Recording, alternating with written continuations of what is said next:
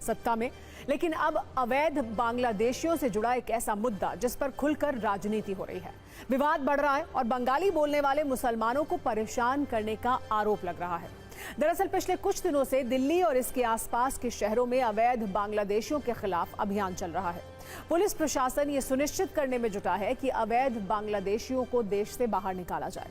ऐसे में आज ऑल इंडिया मजलिस इत्तेहादुल मुस्लिमीन यानी AIMIM के अध्यक्ष असदुद्दीन ओवैसी ने आरोप लगाया है कि पुलिस बंगाली भाषी मुस्लिम नागरिकों को अवैध रूप से हिरासत में ले रही है।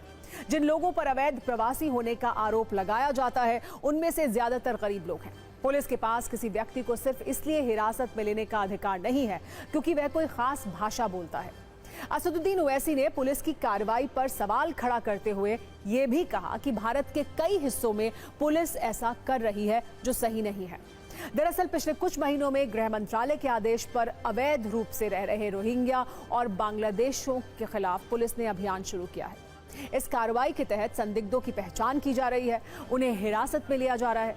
पुलिस इन सेंटर्स में हिरासत में लिए गए लोगों की जांच कर रही है। अवैध पाए जाने पर उनको डिपोर्ट करने की तैयारी है। वैसे आज जो मामला असदुद्दीन ओवैसी ने उठाया है, कुछ दिन पहले पश्चिम बंगाल की CM ममता बनर्जी ने भी सरकार पर बंगाली बोलने वाले मुसलमानों को परेशान करने का आरोप लगाया था। ममता बनर्जी ने यह कहा था कि पुलिस प्रवासी मजदूरों को गलत तरीके से हिरासत में ले रही है। ममता ने यह भी कहा था कि यह कार्रवाई अन्यायपूर्ण है और केंद्र सरकार इस पर जवाब दे। बीजेपी की बंगाल यूनिट ने इसका विरोध भी किया था और ममता बनर्जी पर राजनीति करने का आरोप लगाया था। এবং আমাদের ভাষাটা মনে রাখবেন সারা পৃথিবীতে পঞ্চম স্থানে এবং এশিয়াতে দ্বিতীয় স্থানে। প্রায় 30 কোটি লোক বাংলা ভাষায় কথা বলে, আর আজকে বাংলা ভাষায় কথা বললেই তাকে জেলে নিয়ে যাওয়া হবে, এটা আমি মানতে পারছি না। আমি কেন, আপনারা কেউই মানতে পারছেন না। সুতরাং এটা নিয়ে আমাদের প্রোগ্রাম করা উচিত সর্বস্তরে। এটা আমার একার নয়, এটা সবার। ममता बनर्जी के बयान पर हरियाणा की CM की भी प्रतिक्रिया आई है। उन्होंने कहा है कि हरियाणा में बांग्लादेशी घुसपैठियों के लिए कोई स्थान नहीं है, उन्हें जल्द से जल्द प्रदेश से बाहर निकाला जा रहा है। एक मुख्यमंत्री तुष्टीकरण और वोट बैंक की राजनीति के चलते इस हद तक चला जाए कि वो देश की सुरक्षा तक से समझौता करने लगे, ये ना हरियाणा में स्वीकार्य है और ना ही देश में। हालांकि राजनीति से इतर सच्चाई ये है कि गृह मंत्रालय के आदेश के बाद गुरुग्राम में अवैध बांग्लादेशियों की परेशानी अब बढ़ गई है। बांग्ला बोलने वाले जिन लोगों के पास वैध डॉक्यूमेंट नहीं हैं, वो पुलिस की कार्रवाई के कारण गुरुग्राम छोड़ रहे हैं। गुरुग्राम में अब तक 11 अवैध बांग्लादेशी पकड़े जा चुके हैं, जबकि कई हिरासत में लिए गए हैं और इनकी जांच भी जारी है। स्थिति यह है कि डर के कारण भी लोग गुरुग्राम छोड़ रहे हैं, जिनमें घरेलू काम करने वालों की संख्या अच्छी खासी है। इससे स्थानीय लोगों को भी परेशानी हो रही है। गुरुग्राम में रियल टाइम स्थिति क्या है, हमने इस पर भी एक रील तैयार की है, वो देखिए, जिससे आपको सही स्थिति ग्राउंड पर क्या है वो समझने में आसानी होगी।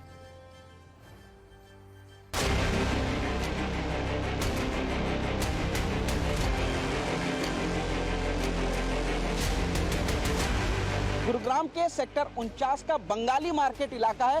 यहाँ पर बड़े पैमाने पर गुरुग्राम पुलिस ने सर्च अभियान चलाया, चेकिंग अभियान चलाया कि कहीं कोई बांग्लादेशी अवैध रूप से तो यहाँ नहीं रह रहा है, क्योंकि यहाँ पर लगभग 1000 से ज़्यादा बंगालियों के घर हैं जो अपने आप को बंगाल का रहने वाले बताते हैं। लेकिन अब यहाँ पर सन्नाटा पसरा हुआ है। तमाम जो लोग हैं, ज़्यादातर लोग अपने अपने घरों को छोड़कर अब यहाँ से जा चुके हैं। कम से कम यहाँ 5000 लोग होंगे, यहीं आसपास में 5000 लोग होंगे। अच्छा। उससे ज़्यादा भी होंगे। आप सब घर जा चुके हैं। हम लोग कई बंदे अभी हैं, हम लोग भी अभी जाने वाले हैं। अपना फैमिली में 20 बंदे, मतलब 20 घर है टोटल। अपना घर में से किसी 1-2 बंदे को लेके गया था, उनके डर में हमें भी जाना पड़ रहा है। ये सामान हम अगर ले जा रहा है तो इसको क्या बांग्लादेश लेके जाएंगे? हम भारत का, इंडिया का, इसलिए तो हम लेके जा रहे हैं गांव में। पहले आती थी मेरे घर में, वो बांग्ला से रिलेटेड थी, लेकिन वो भी इन्होंने रिसेंटली आना बंद कर दिया है कि वो मेरे ख्याल से वो जो पुलिस ने अवैध बांग्लादेशियों के लिए जो किया है मुहिम, उसके वजह से बंद कर दिया। हमें इतनी ज़्यादा प्रॉब्लम हो रही है, सुबह ऑफिस जाना होता है, मॉर्निंग में जल्दी उठो, साफ खाना वाना बनाओ, बच्चों को टिफ़िन वगैरह तैयार करके दो, ऑफिस का तैयार करके फिर खुद भी जाना होता है। बहुत दिक्कत हो रही है। नहीं, हमारे यहाँ कूड़े वाला नहीं आ रहा है, ना ही सफाई वाले आ रहे हैं। सारा कूड़ा कचरा इकट्ठा हुआ है, बहुत दिक्कत हो रही है, बहुत ज़्यादा इकट्ठा हो रहा है और परेशानी भी बहुत होती है। हम लोग खुद ही कर रहे हैं अब। ना तो कूड़े वाला आ रहा है, ना सफाई वाली आ रही है, और हमने अपने बच्चे के लिए एक मेड रखी हुई थी, वो भी नहीं आ रही है अचानक, और उसकी वजह से हमें बड़ी परेशानी हो रही है। 200 से ज्यादा लोगों को फिलहाल डिटेन किया गया था, जिनमें से 11 बांग्लादेशी भी मिले थे, जिनको डिपोर्ट करने का काम चल रहा है। लेकिन अब इसको लेकर के गुरुग्राम में रहने वालों को कहीं ना कहीं दिक्कत हो रही है, क्योंकि ना तो उनके घर में साफ सफाई वाले आ रहे हैं, ना तो खाना बनाने वाले आ रहे हैं, और ना ही इलाकों में कूड़ा उठाने वाले आ रहे हैं, जिस वजह से लोगों को खासी दिक्कतों का सामना करना पड़ रहा है।